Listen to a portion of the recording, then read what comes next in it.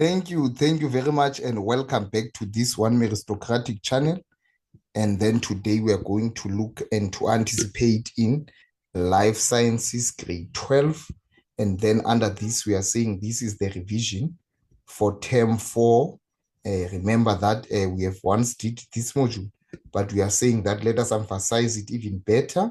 And then we are saying under this module, we are going to look at the homeostasis. So the homeostasis is one examination. Refer to the ATP that I've posted. This it will be your pathway to the university. All right. And then we are saying under this, we are going to discuss and further explain. And where exactly do we derive homeostasis? It is now the maintenance of the balance in terms of the internal body and the external. So we are saying we have studied this module better when we were doing grade 11. And when we are doing grade 11, that is when we did now the gaseous extra, having two gases which are responsible to this. One is carbon dioxide, O2, and then oxygen, O2, and CO2, which is carbon dioxide. So we are saying that, remember, when someone breathes, he exhales, and oxygen is coming in, and that is homeostatic control in terms of breathing. So there must be a balance. And we have said that we have studied the term nutrition, and we have said that each and every species have got when you are hungry, you must satisfy the hunger by having food, which will ensure that your blood sugar levels, they balance. So we are saying the hormonal control of the sugar levels, they come to balance in terms of the nutrition. During the break time, when you were hungry and then you had food to eat up, because of the balance of homeostatic, they went down to a control environment. And then we said something about excretion, and we are saying this is a homeostatic control of the water and salts. Remember, the mineral salts and water, they need to balance. So this topic, it is just about the balance. When this hormone is being released, the other one is being suppressed. Okay, so let us give a definition for homeostasis. We are saying a constant internal environment. Remember, internal environment, it is where? Within the body. And then we are saying the internal environment refers to the blood and the tissue fluids. Remember that we are saying the blood and the tissue fluid. These are the internal environment which surround the cells of the body. It can be for 2 marks. So we are saying homeostasis, it enables the body to function efficiently despite the changes that occur externally or internal environment. Let us make an example. When the day is hot, what is happening? It means now your blood vessels, they will dilate, allowing now the sweat glands to be released so that your body cannot be too hot. We are saying that the body temperature must be 37 degrees Celsius. So we are saying, number one, so when it's too hot or too cold, what we are saying, the homeostasis will control this measure. The glucose level when you are hungry, and then we are saying that when you are having food, the glucose level will be up, and then there will be a balance again to the negative feedback levels in your bloodstream. They need to be released, and oxygen must take place. Number 4, we talk about the water levels and salts of the internal environment. They affect the homeostatic balance of the body. So takes that you are taking, they have an impact now in the body. And then let us understand that the negative feedback mechanism, what is it? It operates in the human body to detect. It means you want something, you are searching for something. So it changes the imbalances in the internal environment within the body, and it restores now the balance. So this is about the balance. So we are having the homeostatic control of the blood sugar levels. How can these be controlled? How can they be maintained? What? The blood sugar levels. So we are saying we've got an organ that is very effective in ensuring that the blood sugar levels, they are maintained, and that it is just below the stomach and is composed now of these 2 cells. Number 1, the cell, I have highlighted it. We are saying the normal pancreatic cells that secrete, it means they take up, also known as the pancreatic juice, which contains enzymes for digestion. Remember that we have said that enzymes, they speed up the chemical reaction. So they speed, they better facilitate for the digestion to take place, and in ensuring that the digestion indeed is taking place at the rightful manner. Let us understand the second concept. We are talking about the islets of Langerhans. We are saying these, they secrete two hormones, which they are namely the insulin and the glucagon. So these two, insulin and glucagon, they give each other space. We are saying now, when the blood sugar levels, they are up, the insulin is released now by the insulins of Langerhans to increase the sugar levels. But when the sugar levels, they are down, so it means the glucagon will be excreted to maintain the balance. All right. And then we must further understand what is it that we mean about hormones, organic chemicals, messengers secreted by the endocrine glands into the bloodstream, where it is transported to the cells and organs on which it has a specific regulatory effect. So hormones, they act where? Directly into the bloodstream. That is why they are found a medicine by terms of injection and orally. So chances are that the injection, it is very fast to respond, while orally it can take even longer times. So let us understand, we've got the concept of the exocrine gland. We are saying that the exocrine glands, they release the secretion where? Directly into the ducts. So while the endocrine system glands, they release their secretion directly to the bloodstream. So that is why the process is fast. All right. And then if ever we are moving on, let us understand that the pancreas is therefore both an exocrine gland because of its pancreatic duct, which opens in the duodenum, which is the part now of the what? Of the intestines. Let us understand that, and it is an endocrine. Why? We are saying that it secretes the hormones, namely the insulin and the glucagon, directly to the bloodstream, as I have explained the two. All right. And then if ever we are going on again, let us understand these key concepts again. The control of pressure in the blood. So what is it that we are controlling or we are regulating here? The sugar levels in terms of the density or the concentration of the glucose. Remember that glucose, this is energy. And when blood increases above normal, so remember that this happens when we have eaten. So where once you have eaten, the glucose level in the blood, they increase above the normal rate. And therefore, what is happening? The pancreas is stimulated.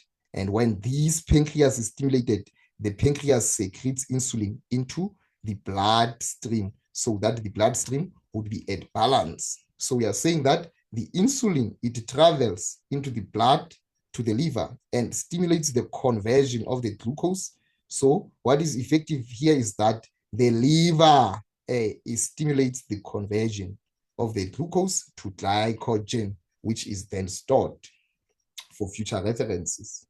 And we are saying the glucose level in the blood decreases and they return back to normal, which is also emphasizing the aspect of homeostasis. And then if ever we are moving on again, let us understand we are having and that decreases when they drop. What is happening? Below the levels, the pancreas again is stimulated, and the pancreas secretes what again? Glucagon, not insulin, but glucagon into the bloodstream, and the glucagon travels to the blood, to the liver, and then it stimulates the conversion of the stored glycogen to glucose. The glucose level in the blood increases and it returns back to normal, which is homeostasis. All right. And then remember that if ever we are moving on, I will still have some other aspect that we need to consider. Let us understand now the difference between the glucose, the glycogen, and the glucagon. So these are three different, and the glucose is a carbohydrate. Remember, this is a starch, a carbohydrate. It can be a bread, a meal carbohydrate. So we are saying the weight building blocks, it tells us about the monomer. This is the carbohydrate, and the storage forms the glucose. And then we are having the glucagon. We are saying this is the hormone that increases the blood glucose level. That is important. And then if we take control of breathing. So in breathing system, we are talking about what we call this breathing exchange. And then we are saying that the receptor cells in the carotid artery, which we'll later see, and the wall of the aorta in this are very sensitive to change. Number two, when the carbon dioxide level in the blood increases, example after or during the exercise, the receptor cells in the are stimulated, and these further receptors send nerve impulses to the medulla oblongata, which is part of the brain.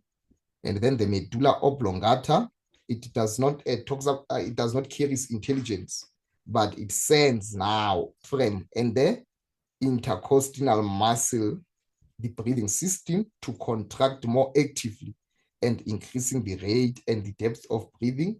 And then the medulla oblongata also sends a nerve impulses to the heart muscle to increase the heart rate. More carbon dioxide is transported to the lungs and it is exhaled from the lungs. And the carbon dioxide level in the bloodstream, it is returned back to normal. All right. And then if ever we are moving on again, we must understand now the homeostatic control of water content, which is called the osmoregulation. So the osmoregulation, it is the control of the water content into the blood, antidiuretic hormone, that it is in full. It is secreted by the hypophysis, the pituitary gland, which regulates the water content into the blood. So in this picture, this is the part of the brain, and this is the hypophysis, which is the pituitary gland. So this is the smallest part there. So let us understand the hypophysis and is at the base of the brain, and it secretes the numbers of hormones in the bloodstream. So let us learn on that as we go. All right, let us understand this key concept. And then we are saying the controls now of water. We are saying when the blood has less water than normal. Example, when the person is active and is sweating a lot, the hypothalamus is making a plan by it is being stimulated, and it sends amber to secrete the ADH. And then we are saying the ADH, it travels in the blood to the kidney, and it makes the wall of the distal convoluted tubules and collecting ducts more. Saying under this, the word permeability, it means the water is accessed to move in and out. And then we are saying the more water is reabsorbed from the tubules, and it is passed to the surrounding of the blood vessels. And the urine becomes more concentrated, level in the blood increases and returns to normal. Right. And then we must have again to say, we need to understand when the blood has more water than normal, what is happening. When a person is inactive and sweating less, or the hypothalamus is stimulated to send the impulses in terms of message to the hypophysis to secrete less ADH. Less ADH travels into the bloodstream to the kidneys and to the walls of the distal convoluted tubules, and collecting ducts become less absorbed. Then under this process, because of the permeability, it allows water to be reabsorbed from the tubules, and it is passed to the surroundings of the blood vessels. And we must understand that the urine becomes less concentrated, it dilutes. You'd see that it has the colors of being yellowish, and its volume of water is excreted into the urine. The water levels in the bloodstream decreases and returns back to normal. All right. And then if ever we are moving on, we must understand the control, the homeostatic control in terms of the salt balance into the bloodstream. And we are saying the hormone here, which is called the aldosterone, which is secreted by the adrenal gland. Please take note. It regulates, the way to regulate it is to control the concentration of salts, example, the sodium ions in the blood. So we are saying under this, the adrenal gland are the endocrine glands located at the top of each kidney, and they are attached here by these parts by the adrenal glands. So we must understand the concept that when the salt concentrations in the blood becomes too low, the adrenal gland is stimulated to secrete more aldosterone. The aldosterone increases the reabsorption of sodium ions of the distal convoluted tubules, and collecting ducts of sodium ions in the blood vessels increases and returns to normal. We are saying when the salt concentration in the blood becomes too high, the adrenal gland is stimulated to secrete less aldosterone, and therefore which will result in the reabsorption of sodium ion from the distal convoluted tubules and the collecting ducts into the surrounding blood vessels decreases. Lastly, we have to understand that the concentration of sodium ions in the blood vessels decreases and they return back to normal by means of homeostasis. So these are the concepts that we must understand. All right. And then if ever we are moving on again, there is one last key concept that we need to understand. This is the process of the temperature regulation. And I've said to you, regulation, it means to control. So let us look at this and explain. And after this, we need to understand now the process of the temperature regulation in terms of the role of the sweating. So the sweating plays an important role in regulating the temperature in the body. And then we are having vasodilation. We will see the concept and how vasodilation is important, and the vasoconstriction in terms of the negative feedback mechanism for controlling temperature, which is also known as thermoregulation. So the word thermo, it means temperature, and what is happening is that the hypothalamus, and it sends impulses to the blood vessels. So let us see it properly. Okay, and then we are saying that the hypovessels, number 2, we are saying that they are becoming bigger. So the bigger they are, you can see that they become wider, they open. This is called the vasodilation. They dilate. And when they dilate, what is happening? More blood can flow to the skin and more heat is lost. More blood is sent to the sweat glands. And then this is an arrow going to number 3. These are the sweat glands. You can see these are the sweat. So what is happening there is that the sweat glands now, more sweat is released because of this dilation. Evaporation of the sweat, it cools the skin. So this is the cold day, it's raining. And then what is going to happen under the cold day? The hypothalamus is stimulated and it sends impulses to the blood vessels. We are saying that number 1, the blood vessels constrict, they become narrower, they are smaller. This is called the vasoconstriction. They become narrower. Less blood flows to the skin, less heat is lost from the skin, and lastly, air is sent to the sweat gland. Then we go to number 3, we see that these are the sweat glands, they are narrower, and the sweat gland become less active. And when they are less active, what is happening now? There is less sweat that is happening, is released, and there is less evaporation of the sweat and less cooling off the skin. All right, and then let us move on. If ever we are moving on, we can have a question that can be carried here. And then let us see the question. They are saying in the question, a man was accidentally locked in a cool room, very low. He was only released after 6 hours when the co-workers heard his voice cry for help. Describe how the body maintained the temperature at 37 degrees Celsius. The answer is that the body temperatures, it is regulated by the high air. It sends impulses to the blood vessels of the skin. The blood constrict, they become narrower, which is vasoconstrict the skin, and less heat is lost from the skin. Less blood is sent to active. Less sweat is released. There is less evaporation for the sweat and less cooling for the skin. Thank you very much for your time. I hope you are tuning on.